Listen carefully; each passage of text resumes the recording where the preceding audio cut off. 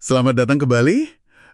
Hari ini kita mau gali lebih dalam soal sesuatu yang ada di mana-mana tapi sering nggak kita sadari. Sistem. Betul sekali. Dari yang simple kayak termostat di dinding rumah Anda sampai, ya ampun, operasi bisnis yang rumit banget. Semuanya itu sistem kan? Iya, benar. Dan pemahaman cara kerjanya itu penting banget. Nah, sumber kita kali ini dari kutipan The Personal MBA ngasih contoh menarik soal tragedi Challenger.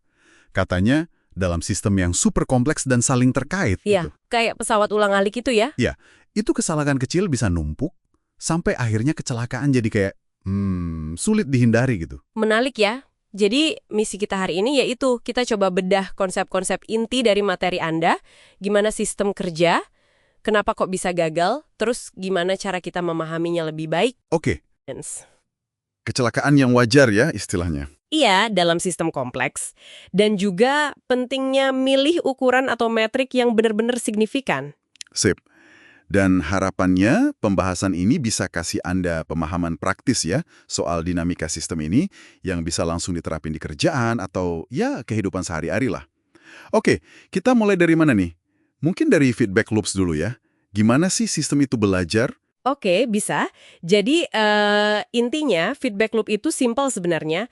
Output dari satu siklus sistem itu balik lagi jadi input buat siklus berikutnya. Oh, jadi kayak ada masukan balik gitu ya? Persis. Itu cara sistem belajar atau beradaptasi. Nah, ada dua tipe utama nih. Pertama, balancing loops, lingkaran penyeimbang. Penyeimbang, namanya udah jelas ya. Iya, tugasnya ya menjaga keseimbangan, meredam perubahan yang ekstrim. Contoh paling gampang ya termostat tadi. Gimana tuh? Kalau suhu ruangan kepanasan, dia nyalain AC atau pendingin. Kalau kedinginan, dia nyalain pemanas. Tujuannya, jaga suhu biar stabil di titik tertentu. Lingkaran ini bikin sistem jadi stabil. Oke. Jadi yang satu ini bikin stabil, terus tadi katanya ada tipe lain yang malah bisa bikin perubahan makin besar. Nah itu dia, reinforcing loops, lingkaran penguat. Ini kebalikannya. Dia justru memperkuat output di tiap siklus. Hasilnya bisa pertumbuhan eksponensial atau malah penurunan drastis. Contohnya gimana tuh, biar kebayang? Contoh klasiknya bunga majemuk di investasi. Anda punya modal, dapat bunga, bunganya nambahin modal. Jadi di siklus berikutnya bunga yang didapat lebih gede lagi. Dan gitu terus. Makin lama makin cepat tumbuhnya. Ah, iya. Atau sebaliknya, kalau yang penurunan. Bisa juga, misalnya perang harga antar perusahaan. Satu turunin harga, pesaing ikut turunin lebih rendah lagi. Terus aja gitu, sampai mungkin nggak ada yang untung. Itu lingkaran penguat ke bawah. Menarik. Dan yang perlu diingat juga, kata sumbernya kan, sistem di dunia nyata itu nggak sesimpel itu ya. Biasanya dipengaruhi banyak loop sekaligus. Banget. Contohnya saldo rekening bank Anda.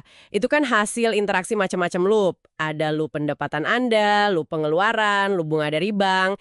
Mungkin ada loop biaya administrasi juga. Wah, iya juga ya. Kompleks jadinya. Betul. Makanya memahami dinamika ini jadi penting, tapi juga menantang. Nah, kompleksitas ini nyambung nih ke konsep berikutnya yang menurut saya cukup bikin mikir. Normal accidents. Kecelakaan yang wajar. Kedengarannya agak kontradiktif ya. Iya kan, sumbernya pakai contoh tragedi Challenger lagi. Jadi teorinya bilang, dalam sistem yang sangat kompleks, di mana banyak bagiannya itu highly interdependent, Saling tergantung satu sama lain. dan juga tightly coupled, Maksudnya, tightly coupled itu? artinya perubahan di satu bagian itu efeknya cepat banget nyebar dan berpengaruh ke bagian lain.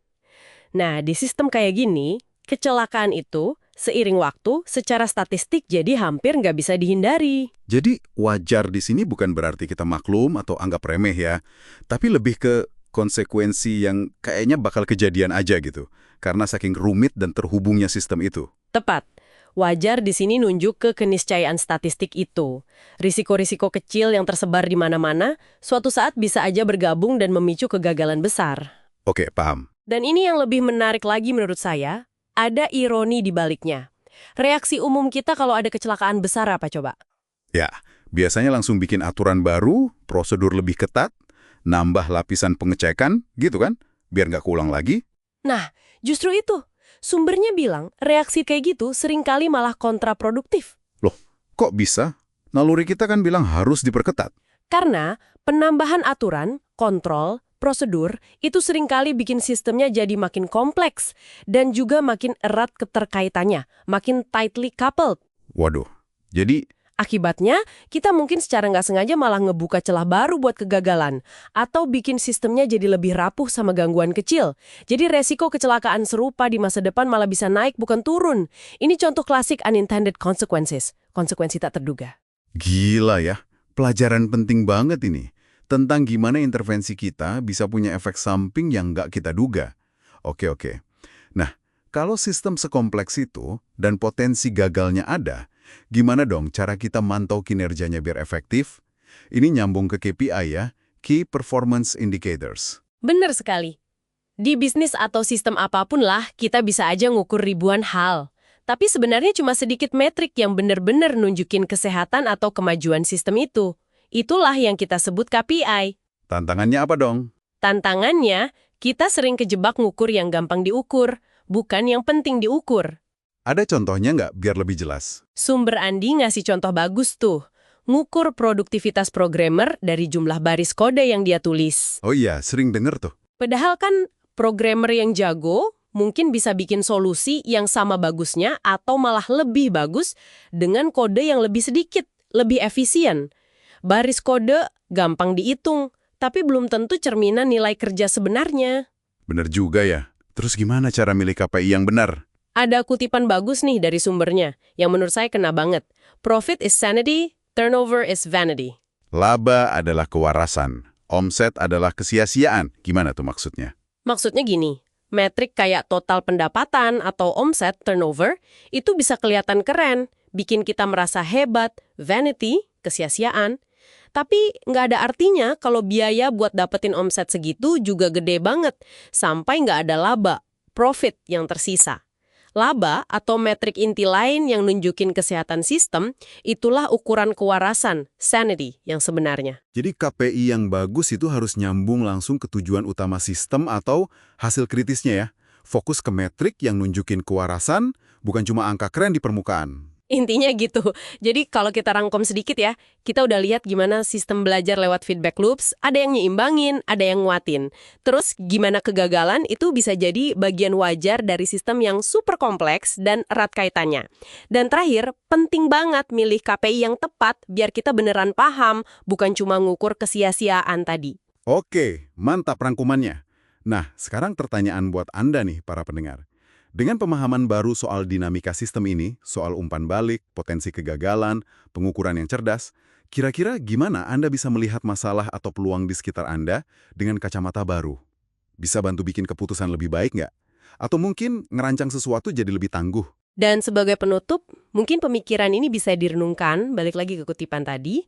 Coba deh Anda pikirin, dalam sistem yang Anda amati atau kelola sekarang, entah itu proyek di kantor, tim Anda, atau bahkan rutinitas pribadi Anda, apakah Anda benar-benar ngelacak indikator yang nunjukin kewarasan? Maksudnya kemajuan nyata, kesehatan jangka panjang gitu. Atau jangan-jangan Anda lebih sering fokus ke kesia-siaan? Metrik-metrik yang gampang diukur, kelihatan bagus, tapi sebenarnya kurang bermakna.